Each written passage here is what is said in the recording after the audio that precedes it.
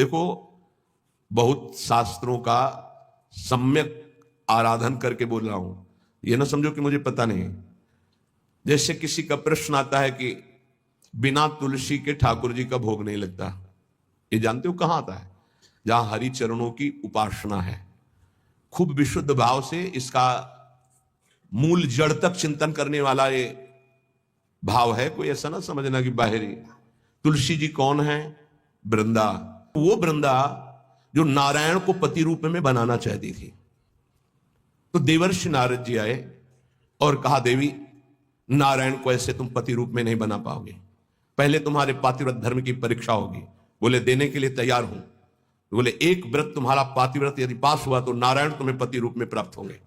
बोले, तथास्तु, आप हमें बोलिए किसके साथ मैं अपनी आराधना का स्वरूप प्रकाशित करूं। उनका जालंधर राक्षस, इसको पति बनाना होगा, और तुम्हारे पातिव्रत से त्रिभुवन में पता चलना चाहिए कि तुम्हारी जैसी कोई सती और पतिव्रता नहीं।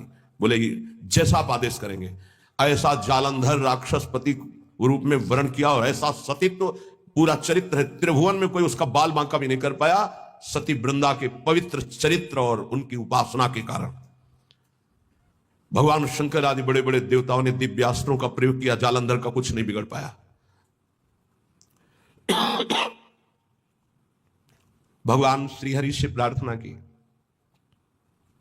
भगवान श्रीहरि ने कहा, ऐसे नहीं मारा जा सकता, इसका मूल है वृंदा, अगर उसका सतीत्व भंग हो तो ये मारा जाएगा। तो बोले, नाथ, आप ही इसको देख सकते हैं। तो उन्होंने कहा, मुझे ही पति रूप में प्राप्त करने के लिए उसने तपस्या की थी, मैं जा रहा हूं। नारायण रूप से नहीं गए, छल किया। जगत मंगल के लिए उस दैत्य को मारने के लिए भगवान उसका रूप धारण किया, जालंधर का।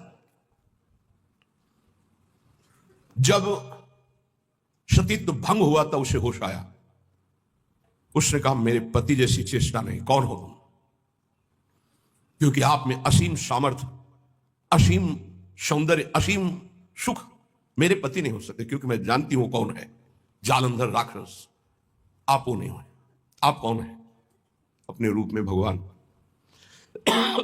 तो उन्होंने कहा, माना कि आपके लिए ही तप कर रही थी, लेकिन इस समय मेरा पति जालंधर, अब मैं मानती हूं मारा जाएगा, क्योंकि मेरा तप नष्ट हुआ।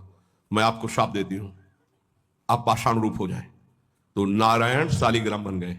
तो कहा, मेरे लिए ही तूने तप किया था नारद जी ने, तो तुझे पातिव्रत धर्म की परीक्षा के लिए जालंधर को व्यर्थ में मुझे शाप दिया, इसलिए मैं शाप देता हूं, तुम वृक्ष रूप हो जाओ।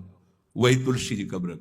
तो बिन तुलसी हरि एक न मानी, नमो नमो तुलसी महारानी नमो नमो। शालिग्राम की सेवा तभी पूर्ण मानी जाएगी जब तुलसी जी होंगी, और वही पद्धति वैष्णव जनों ने अपनाई, भोग की। और तुलसी दल से नित्य भगवत सेवा की जाए, बहुत जल्दी श्री कृष्ण प्रसन्न हो जाते हैं।